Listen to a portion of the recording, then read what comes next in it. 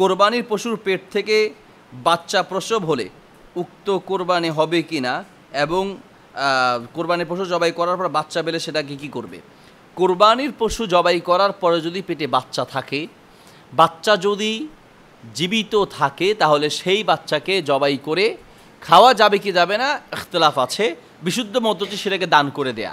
কোরবানির পশু জবাই করার পরে সেটার পেটে যেই বাচ্চাটা পাওয়া যাবে, সেই বাচ্চাটা যদি জীবিত থাকে সেটাকে জবাই করে সেটা দান করে দেওয়াটা উচিত।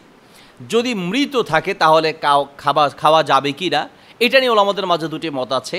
কোনো কোনো ওলামাদের মত হচ্ছে যাবহুল জানিন যাবহু উম্মিহি, অর্থাৎ মাকে জবাই করার মাধ্যমে বাচ্চা এমনিতে জবাই হয়ে গিয়েছে, এটা মরা হলেও খাওয়া যাবে, এটা এক পক্ষের ওলামাদের মত। আর এক পক্ষের ওলামাদের মত হচ্ছে মৃত হলে খাওয়া যাবে না। দুই পক্ষের ওলামাদের মত মিলে যেটা বলা যায় তা হচ্ছে যে এটা যদি আপনার রুচিতে কুলে আপনি খেতে পারেন, তবে না খাওয়াটাই আমার মতে উত্তম হবে, যেহেতু না খাওয়ার পক্ষেও আমাদের মত রয়েছে। আর তাছাড়া এটা রুচিতেও আসলে অনেক ক্ষেত্রে বাধা দিবে। এই জন্য মৃত হলে সেটা খাওয়ার প্রয়োজন নাই, জীবিত হলে সেটাকে জবাই করে তারপর এটা দান করে দিবেন।